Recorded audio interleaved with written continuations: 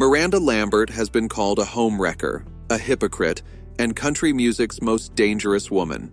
After Blake Shelton, she dated Anderson East, then a married man whose wife found out in the newspaper, and soon quietly married an NYPD officer just 3 months after meeting him. Through it all, she stayed silent, until 2025, when she finally spoke, letting fans process her truth. Miranda didn't grow up with tidy love stories. Her parents, Rick and Bev Lambert, ran a private investigation firm in Texas, exposing cheaters among the rich and powerful. From age 6, Miranda joined missions, slipping into homes to find letters, photos, and secrets. She learned early how betrayal hides in plain sight. One case involving a doctor and a young drug dealer showed her how quickly a life could turn dangerous.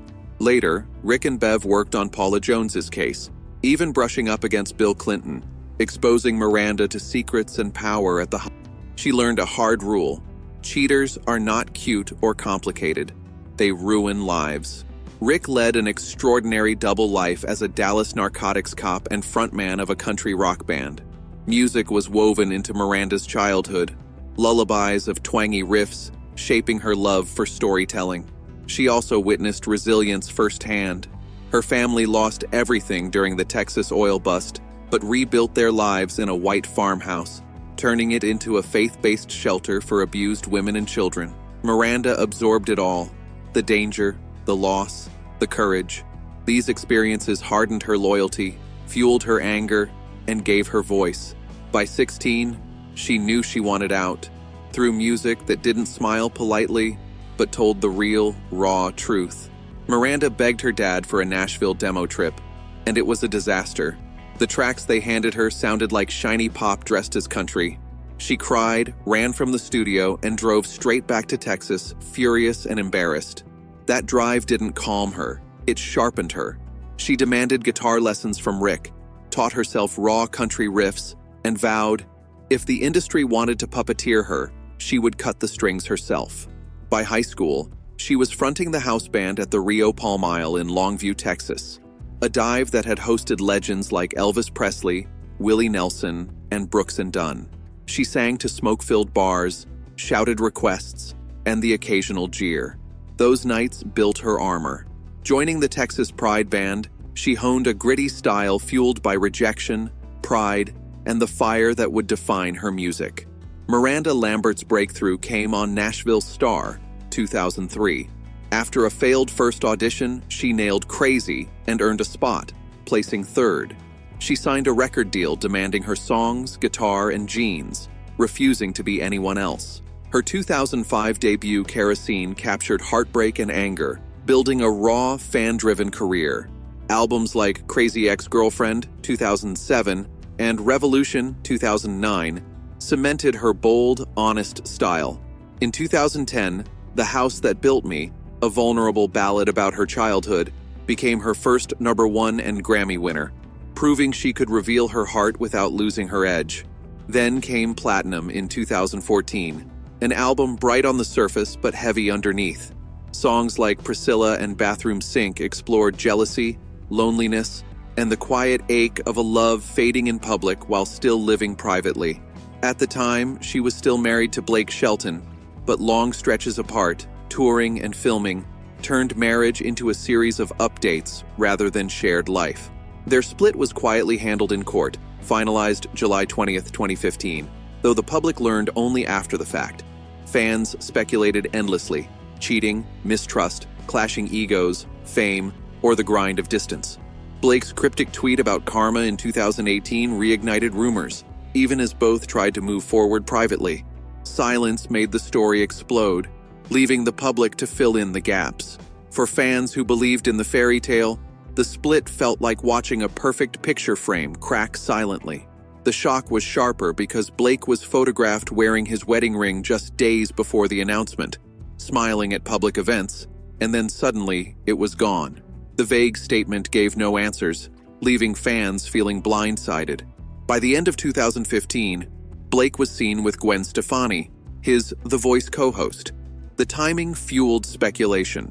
If he wore his ring days before, when did his feelings shift?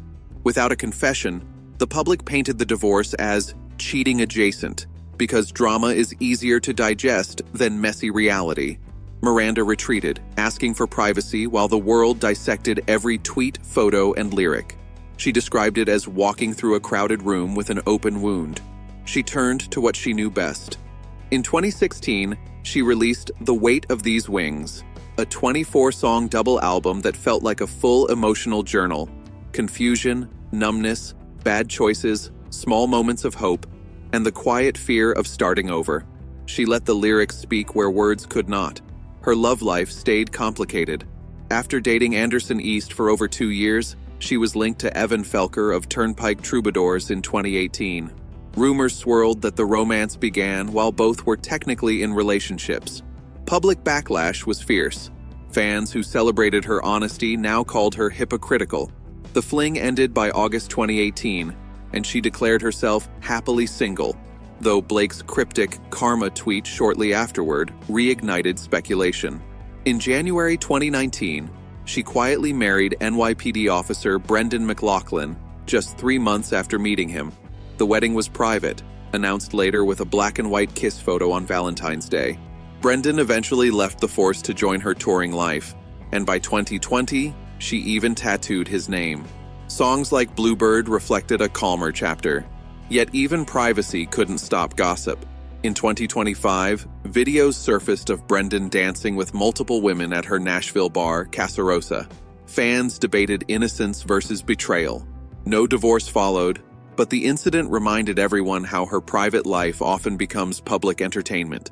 Through it all, Miranda remained bigger than the headlines. She fought a male-dominated country industry, demanding more airtime for women, calling out the system, and refusing to smooth herself down. She also co-founded the Mutt Nation Foundation with her mother in 2009, turning a love for shelter dogs into real rescue work, raising millions and helping thousands of animals.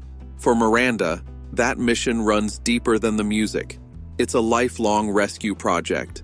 Her hardest songs, like Gunpowder and Lead, draw from real-world pain she witnessed growing up.